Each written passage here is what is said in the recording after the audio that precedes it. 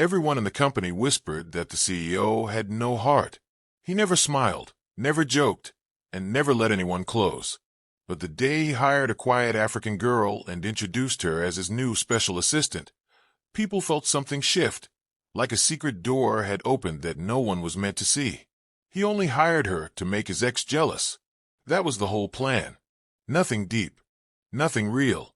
But from the moment she entered the tall glass building, calm and steady, everything changed. She didn't panic when people stared. She didn't try to win favor. She just worked with honest focus.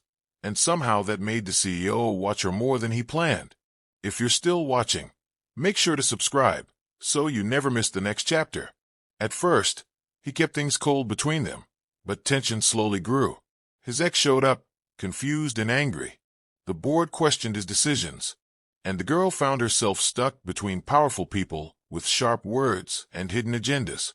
Twice she tried to quit, feeling unsafe and unwanted, but each time the CEO stopped her with the same quiet words. Please stay. Not forceful, not emotional, just genuine, and that confused her more than anything. Over time, they learned to trust each other, not in a romantic way, not yet, but in a real, human way. He told her things he never shared with anyone, and she understood without judging. She helped him face a risky business deal that could ruin him, and he helped her adjust to a world that watched her too closely. They became an unexpected team, complete opposites who somehow kept each other steady. Then danger appeared. Someone leaked private files, putting the company at risk. People followed her home. Someone wanted the CEO's empire to fall, and they thought she was the easiest way to make it happen. She tried hiding the threats, scared he'd blame her or fire her. But the truth came out when he found her trembling after someone tried to force her door open. For the first time, the CEO's cold face cracked, and fear showed in his eyes as he made sure she was safe. The investigation revealed a twist no one saw coming. The attacks were from someone inside the company who wanted revenge. The only way to expose the traitor was for the girl to pretend she was leaving forever, drawing the person into the open. She agreed, even though walking away from the CEO felt heavier than she expected. She packed a small bag and walked out with her head high, trying not to look back. When the truth finally came out and the traitor was caught, everything changed between them. The CEO realized she wasn't part of a plan anymore. She was the reason he wanted to be better. And she realized he wasn't cold at all. He was someone who had forgotten how to feel safe with another person. They stood together in his office, not as boss and assistant, not as a fake distraction, but as two people who had survived danger, lies, and fear side by side. And for the first time, neither of them looked away. The morning after everything settled, the office felt different. People watched the CEO closely, waiting to see if he would go back to his cold, unreadable self. But he wasn't the same. When the girl walked in, quiet but stronger than before, something in his expression softened, just for a second. Most people missed it, but she didn't. She felt it like a small tap on her heart. She tried to keep things normal. She organized files, answered calls, and kept her head down. But every time she passed his office, he looked up as if checking if she was okay. Not controlling, not possessive, just worried. And she didn't know how to react to that kind of attention, especially from someone who used to feel like a locked door. Later that day, the board demanded a meeting. They didn't trust the CEO's choices. They didn't trust her presence. They wanted answers. She sat outside the room, hearing raised voices through the door. They blamed her for the leaked files. They said she was a distraction. They said the CEO was losing focus. She felt her chest tighten, wondering if this was the moment he'd let her go to protect his career. But something surprising happened. The CEO stood up for her. His voice stayed calm, but firm enough to shake the room. He told the board she had helped save the company, not destroy it.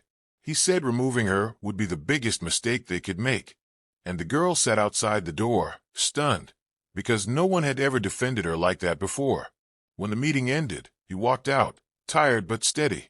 She tried to thank him, but he shook his head gently. You earned your place here, he said.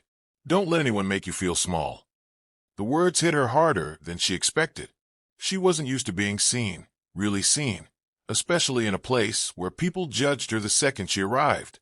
By the end of the day, the tension between them changed again. It wasn't fear, or awkwardness, or distance. It was something warmer, something slow and careful. Neither of them named it. Neither of them tried to push it away.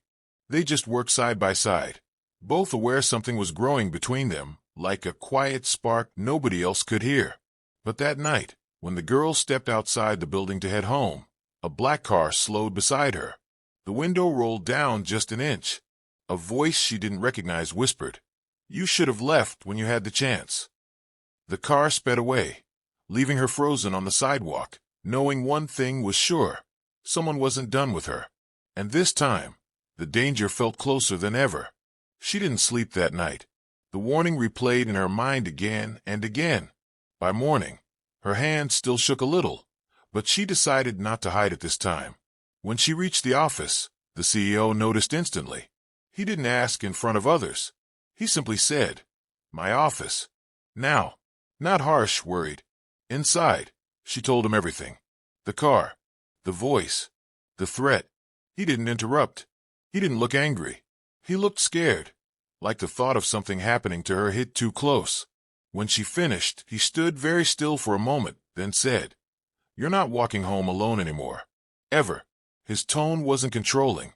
It was protective in a way that softened her fear. He called security, added new cameras to her floor, and assigned someone to watch the building entries. It felt overwhelming, but also strangely comforting. No one had ever taken her safety so seriously. Still, she worried about being a burden, so she told him he didn't need to go that far. He looked at her, steady and direct. "You matter," he said. "That's enough reason." The rest of the office started noticing the change. People lowered their voices when she passed. Some stared with open curiosity. Others whispered that she must be important if the CEO was guarding her like a treasure. She tried to ignore the attention, but it was hard. The only place she felt calm was when she was working beside him, reviewing documents, preparing reports, or sharing quiet moments that didn't feel awkward anymore. Later that afternoon, he suggested they step out for fresh air, somewhere private. They went to a quiet rooftop the employees rarely used. The city buzzed far below them, but up there it felt calm. He asked about her family, her old home, what she missed, what she hoped for. She didn't usually open up, but something about him made it easy.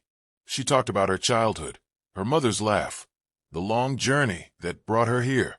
He listened like every word mattered. Then he shared something too. How he once trusted the wrong person, how betrayal left him closed off, how he built walls so tall even he couldn't see over them anymore. "Hiring you was supposed to be a game," he said quietly, "but you changed things." She didn't speak. She didn't need to. The silence between them felt gentle, not empty. By the end of the hour, they walked back inside together, closer in a way neither of them tried to deny. The danger around them was real, but the connection growing between them was real too. Something steady, slow, and strong enough to make both of them hope for the first time in a long time. The next morning, the girl arrived early, hoping for a quiet start. But the moment she stepped inside the lobby, the guards hurried to her. They said the CEO had ordered extra protection because something happened overnight. Her stomach tightened as they escorted her to the elevator, and when she reached the top floor, she found him standing by his office door, looking like he hadn't slept at all. He told her someone tried breaking into the company server room. Nothing was stolen, but the timing was too close to what happened with the car. Whoever was behind this wasn't giving up. She felt guilt rise in her chest, worried she was dragging him into danger. But he shook his head before she could even apologize. "We faced this together," he said quietly. Those words stayed with her all day. During a meeting with department heads, people kept glancing at her, waiting for her to slip or look nervous. But she stayed steady, sitting beside the CEO as he presented their new security plan. At one point, someone questioned her presence again, saying she was too new to be trusted with company issues. The CEO didn't raise his voice, but the room froze when he responded. "She has earned more trust in a few months than some of you have in years." She lowered her eyes, trying to hide how much those words meant. Later, while organizing documents in his office, she found him staring out the window, deep in thought. He admitted the board was pressuring him to distance himself from her to calm investors. He said refusing might cost him his position. She felt her chest hurt, not for herself, but for him. She told him she would understand if he needed to step back. But he turned to her quickly, almost frustrated. "I'm not stepping back from you," he said. "Not now." That afternoon, they reviewed security footage together. They watched a shadowy figure moving through restricted halls, always staying just out of clear view. The girl shivered when she recognized the same posture, the same slow walk as the man who threatened her from the car. The CEO paused the video and looked at her. "He's after you," he said. "Not the company. You." Hearing it out loud made her knees weaken. He called security to double patrol her path home, but she didn't feel safe going back to her apartment. He noticed her hesitation and offered a solution, not demanding, just gentle. "There's a guest room in my place," he said. "You'll be safer there. No pressure, just safety." She hesitated, unsure if she should cross that line. But when she remembered the voice from the car, she realized she didn't want to face the night alone. As they left the office together, the building felt heavier, like someone was watching. She walked close to him without meaning to, and he slowed his pace, keeping himself slightly in front of her, protective in a way that made her heart beat faster. They didn't speak during the elevator ride to the parking garage, but the silence felt warm, not awkward. When they stepped outside and saw a dark figure standing far off in the shadows, the CEO moved instantly, placing himself between her and the danger. And in that moment, she understood that whatever was forming between them, slow, careful, unexpected, was becoming stronger than fear. The night at his apartment was quiet but tense. She tried to act normal, unpacking a few things as if staying over was no big deal. He watched her from across the room, not hovering, just observing. When she caught his gaze, she saw something she hadn't noticed before, worry mixed with something softer, almost like relief. It unsettled her, but also made her feel safe. The next morning, they returned to the office together. Whispers followed them. People noticed she was staying close to the CEO, and curiosity mixed with suspicion. He ignored it, walking into meetings as if nothing mattered except the work they were doing. But she noticed small things. He kept her schedule open, blocked meetings that might stress her, even left her favorite coffee on her desk. Simple gestures, but they meant more than words ever could. By mid-morning, the shadow from the previous night appeared again, not physically, but in the form of an anonymous email. It contained a single message: "Stop protecting her, or someone will get hurt." She froze when she saw it. The CEO immediately took the laptop, reading the message without showing panic. Then he calmly said, "We keep moving forward. They want fear. We don't give it to them." His confidence steadied her, even though her heart raced. The day grew heavier as they worked together, reviewing contracts and security protocols. At one point, she accidentally knocked over a stack of files, and as she bent to pick them up, he knelt beside her, helping quietly. The office was full of people, but it felt like they were alone. That small moment of care, a hand brushing hers, a shared glance, made her feel more than she could explain. She wasn't sure if it was trust, fear, or something else entirely. Later, a sudden emergency call came. Someone had tried accessing the company's server remotely. The CEO acted immediately, calling in IT and security. She watched him command the room with authority, calm under pressure, and realized something. She had underestimated him. Behind the cold exterior was someone fiercely protective of everything that mattered, including her. By evening, the office quieted down. She sat near the window, thinking about the danger that seemed to follow her, and about the man who refused to let her face it alone. He joined her silently, standing beside her as they watched the city lights flicker. No words passed between them, but the comfort of his presence was undeniable. Before she left, he handed her a small folder. Inside were documents detailing extra precautions he had personally arranged for her commute, her apartment, and even her personal devices. "I want you safe," he said, simple and direct. She looked up at him, and for the first time, she didn't feel like an employee, or a distraction, or a pawn in some plan. She felt like someone worth protecting. And that realization stayed with her long after she left the building that night. The next morning, she arrived at the office feeling exhausted, but determined. She didn't want the threats or fear to control her life. When the CEO saw her, he gave a small nod, acknowledging her strength without making a big deal. That silent recognition hit her harder than any words could. During the first meeting, the board tried to corner the CEO about the girl's presence again. Some suggested she should be let go to protect the company's image. But this time, the CEO didn't just defend her. He made it clear that she had become a critical part of the business, someone who had proven herself when others had failed. Her heart pounded as she realized he wasn't just speaking for her abilities. He was speaking for her as a person. After the meeting, she and the CEO stayed behind to go over security updates. He explained that the threats weren't random, they were strategic. Someone wanted her out of the picture, and that person was willing to use fear to get what they wanted. She swallowed hard, feeling the weight of it, but he simply said, "We're stronger than they think. Together, we can face this." A few hours later, the building's alarms went off. They rushed to the control room and discovered that the intruder had tried accessing the company floor again, but security had caught them. Watching the footage, she noticed how calm the CEO remained, directing everyone efficiently. His confidence in her made her feel like she could face anything.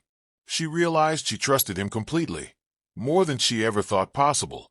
During a quiet moment in the afternoon, he asked her to join him on the rooftop again. The city stretched out below them, noisy and chaotic, but up there it felt safe. They talked, not about work, not about threats, but about small things. Favorite books, childhood memories, dreams they had long buried. The connection between them deepened quietly, without pressure, almost like it had always been meant to grow this way. As the sun began to set, a new message arrived on her phone. It was another threat, but this one was different, specific, dangerous, and directed at someone close to her. She froze, and he immediately took the phone from her. His face hardened, his calm demeanor shifting to sharp focus. "We handle this," he said firmly. "No one gets hurt." That night, as she left the building, he insisted on walking her to her car. The streets were empty, but she didn't feel scared with him nearby. Every step, every glance between them carried an unspoken understanding. They were in this together, and for the first time, she allowed herself to hope, not just for safety, but for something more. They reached her car, the cold night air brushing past them, carrying the faint hum of distant traffic. She paused at the door, glancing back at him. I can manage from here," she said softly, though her hand still trembled slightly. He shook his head, stepping closer. "Not tonight. Not when they've already shown how far they'll go." His voice was firm, but calm, like a shield. He opened the door for her, insisting she get inside first. As she buckled her seatbelt, she caught him scanning the street, every shadow, every alley. "You don't have to do this all the time," she murmured, trying to mask her gratitude behind casual words. "I do," he replied simply, locking eyes with her. "Because you matter.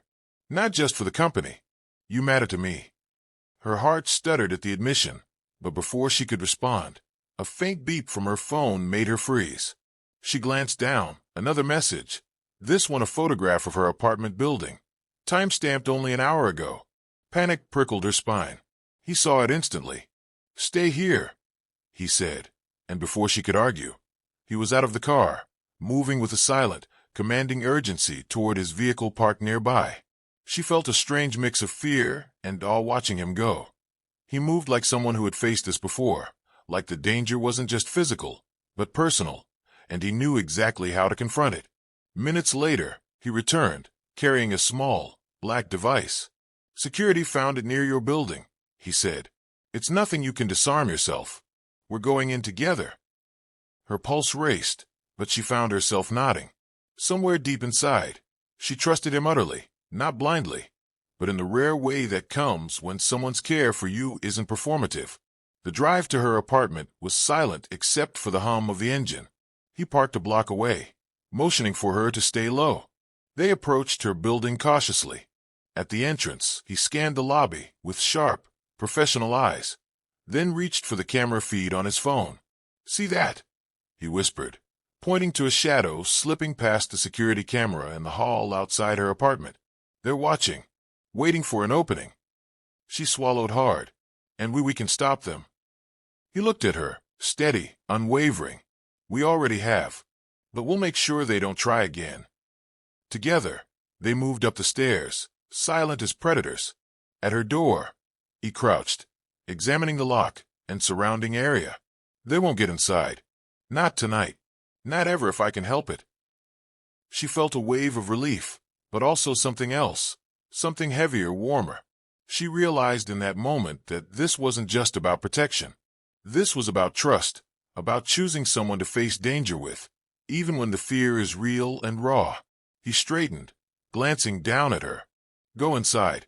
Lock the door. I'll wait in the car just in case." Her hands trembled slightly as she did, but she nodded.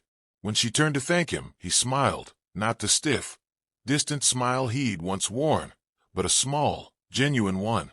It reached his eyes, and for the first time in months, she felt the weight of his past walls cracking, just a little. As she closed the door behind her, she leaned against it for a moment, breathing. The city outside still hummed with danger, with unknown threats, but inside that small apartment, she felt the first real safety she had known in weeks. And somewhere in that quiet, between the fear and the relief, she realized the truth. She didn't just want to be safe. She wanted to face the world with him, side by side, no matter what, or who, stood in their way. The next morning, the office felt different. Security was tighter, the staff quieter, more cautious. But she felt a strange confidence walking through the doors, like surviving the night had changed something inside her. The CEO met her at the elevator, eyes scanning her with quiet intensity. "How did you sleep?" he asked. Not a casual question, but one layered with genuine concern.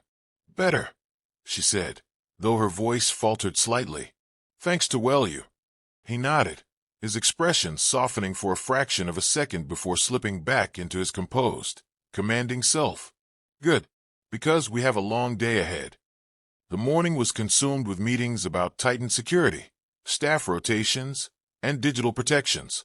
Every time she glanced at him, she saw it. The sharp awareness, the unyielding focus, but also the subtle, human moments.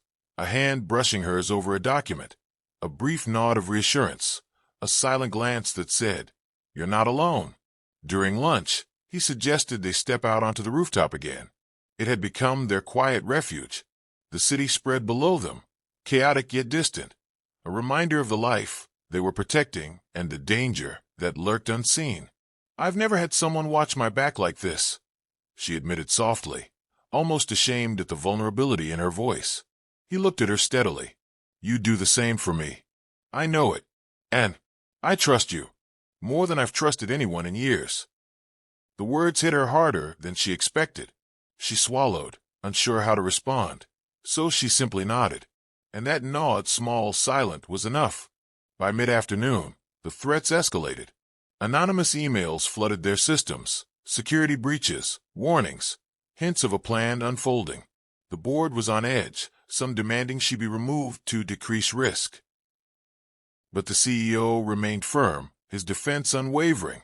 She was part of the team, part of the solution, and part of his trust. Later, they reviewed security footage together. A figure moved stealthily in restricted areas, an intruder or an insider. They couldn't yet tell. She shivered, instinctively stepping closer to him. He didn't push her away. Instead, he leaned slightly, letting her know they faced this together. Hours blurred as they coordinated with security, IT, and trusted staff.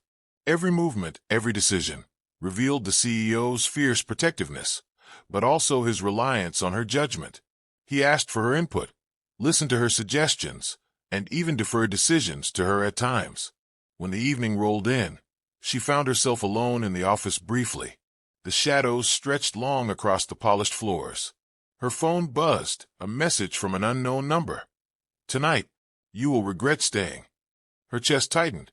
Before panic could take over, he appeared silently, having been alerted to the message. "We act fast," he said, already moving to implement a new plan. There was no hesitation, no fear, only resolve. Night fell, and the building felt heavier, almost alive with tension. They patrolled together, checking entrances, confirming security rotations, and running emergency drills. Every glance, every brush of hands, every silent communication tightened their connection, though neither spoke about it directly. Suddenly, an alert flashed. The intruder had breached a less secured section of the building. The CEO and she moved immediately, using a side staircase to intercept. Shadows shifted. Footsteps echoed. Her pulse raced. When they found the figure, it was masked and armed. She froze. Then he placed a hand lightly but firmly on her shoulder. "Stay behind me," he instructed, voice steady. "Watch carefully." He engaged the intruder with precise commands, skillful and calm. She watched, terrified and amazed. It wasn't brute force. It was control, strategy, patience. The intruder tried to flee, but the CEO anticipated every move. Within moments, security had arrived, and the figure was apprehended. Afterward, she leaned against the wall, catching her breath. He came over, placing a hand on her arm, meeting her eyes. "Are you okay?" he asked, genuinely concerned. She nodded, though her voice trembled. I will be. Because of you." He didn't answer immediately. He just stayed close, letting the moment linger. And in that silence, both understood the unspoken truth. They had become indispensable to each other. The following morning, whispers circulated around the office. Staff speculated about her staying overnight, the CEO's protective behavior, and the growing closeness between them. But neither paid attention. Work had to continue, and the threats were far from over. They spent the morning analyzing patterns from the previous night. Someone was targeting her specifically. Someone who understood the building, the company, and, most importantly, her movements. He looked at her, serious but calm. "We need to create a plan, something they can't anticipate." She hesitated. "Even if it means going beyond the office, beyond the company?" He nodded. "We don't have a choice. And you won't do this alone." Together, they drafted a strategy. Layered security, personal tracking devices, decoy schedules, and contingency plans. Every detail, every precaution, they handled side by side, their trust growing with each step. By evening, she realized something else. She didn't just want his protection. She wanted his partnership, his presence in her life in a way that went beyond fear and danger. And though she didn't say it aloud, he seemed to feel it too. Night came with an eerie calm. She arrived at the office to find him already waiting, reviewing security logs with laser focus. He didn't look up immediately, but when he did, his expression softened just enough to make her heart skip a beat. The building had been reinforced. Guards rotated in stealth, cameras had new angles, and sensitive areas were under constant watch. They walked together through the quiet halls, the only sound their steps echoing in rhythm. Suddenly, an alert pinged. Someone had attempted to hack her personal devices remotely. He grabbed her laptop, scanning for intrusion. "It's him," he said quietly. "They've been waiting, and now they're escalating." She felt fear claw at her chest, but he didn't let it linger. Instead, he took her hand gently. "We face this together," he repeated, the words steady and grounding. "No one hurts you. Not while I can stop it." As they set up the final layer of defenses, she realized the truth. The danger was real, the threats immediate, but so was their connection. Fear had brought them closer, but it was trust, courage, and quiet understanding that held them together. When the clock struck midnight, they stood side by side in his office, watching the city glow beneath them. Outside, shadows moved. Inside, they were calm. Together. And though the night was far from over, both knew that whatever came next, they would face it. Not just as CEO and assistant, but as partners, as allies, as something neither of them could yet name, but both felt deeply. The next day, the attacks escalated beyond warnings. The intruder had attempted entry into both her apartment and the company's server room overnight. Security confirmed footprints and traces of tampering, and the emails had become more threatening. "No one can protect you forever." The CEO's patience and calm focus didn't waver, but she noticed the tension in his jaw and the small crease forming between his brows. "We need to anticipate the next move," he said quietly, eyes scanning the cityscape from his office window. They'll hit where we least expect it. She suggested analyzing prior attempts, creating a predictive map of likely locations and times. Together, they worked tirelessly, reviewing footage, rerouting security patrols, and coordinating with IT. Every time she voiced an idea, he listened, validated, and incorporated it.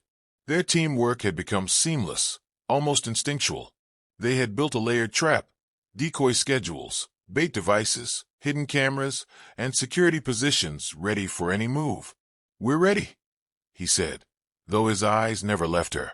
"But this is going to test us. Mentally, emotionally, physically." She felt fear, but also a strange thrill. Side by side, they could face anything. Late evening, they received a tip-off. Someone was inside the building. Security cameras picked up a masked figure attempting to bypass entry doors. The CEO didn't hesitate. "Stay close. Follow my lead." They moved quietly through the halls, shadows blending with shadows. She felt his hand briefly brush hers as he guided her, a silent reassurance. Then the figure appeared, moving fast, aggressive, armed. The CEO stepped forward, commanding the intruder to stop. When the intruder lunged toward her, he intercepted with precise, controlled force, disarming and restraining the person before they could cause harm. She watched, heart pounding, a mix of fear, awe, and something warmer blooming inside her. After the intruder was secured, the CEO turned to her, his expression unreadable at first. Then, in a softer voice, "Are you okay?" "I am," she whispered, her chest heaving. "Because you're here." He nodded, letting the moment linger, both aware of the unspoken connection growing stronger between them. The investigation revealed a shocking truth. The mastermind behind the attacks wasn't random. It was someone high in the company, a former board member who had been quietly undermining both the CEO and her. Their plan had been to scare her away, destabilize the company, and seize control. The revelation shocked the staff, but the CEO remained calm, strategic. "We can't let them win," he said firmly. "We expose them, legally, publicly, decisively, and we protect everyone along the way." She contributed to the plan, suggesting ways to catch the traitor without endangering others. He listened, nodding in genuine respect. In that moment, she realized she wasn't just an assistant or a distraction. She was a partner, an ally, someone he trusted implicitly. The CEO and she coordinated a sting operation. Hidden cameras, remote locks, and security teams were in position. They waited together in the office, tension crackling like electricity. When the traitor made their move, attempting to access confidential files, they were immediately caught on camera. The CEO confronted them directly, calm but unwavering. She watched from nearby, heart in her throat, as he exposed the betrayal with undeniable evidence. The traitor, realizing defeat, tried to lash out verbally, but the CEO remained unflinching. His words carried authority, protection, and respect for her presence. "You underestimated us," he said. "You didn't factor in the person you tried to scare. She's stronger than you imagined." She felt warmth rise in her chest. He saw her, not as a tool, not as a pawn, but as someone indispensable, powerful in her own right. With the traitor removed and the company stabilized, a quiet descended over the office. Staff whispered about her courage and the CEO's fierce protection. Yet for the two of them, it wasn't about recognition. In the rooftop office, away from prying eyes, they sat together, exhausted but safe. She looked at him, really looked, noticing the subtle softening of his features, the quiet vulnerability behind the controlled exterior. "You changed everything," he said softly, voice low. "I thought hiring you was a game. I was wrong. You made me see. I want more than just control, more than just work. I want this. With you." Her heart skipped. "I feel it too," she admitted, voice trembling. "I didn't think I could, but I trust you. I want this too." For a moment, nothing else existed. The danger, the office, the city below. Just the two of them, side by side, acknowledging the bond that had formed through fear, trust, and shared survival. The following morning, the office was calm, the threat eliminated. Staff returned to routines, and the CEO and she moved through the space with a quiet confidence, their connection unspoken but palpable. He stopped her at the elevator, gently holding her hand. "You earned everything here," he said, eyes holding hers. "And you've earned me." She smiled, a mix of relief, exhaustion, and something tender. "And I've earned you." He chuckled softly, rare and warm. "You've earned me." As the elevator doors closed, the city stretched out below, a world full of challenges, dangers, and unknowns. But for the first time, they were ready to face it together. Not as CEO and assistant, not as protector and protected, but as equals, partners, and something more. The office doors opened to a new day. But for them, the real story, the connection forged in danger, trust, and quiet courage, was just beginning.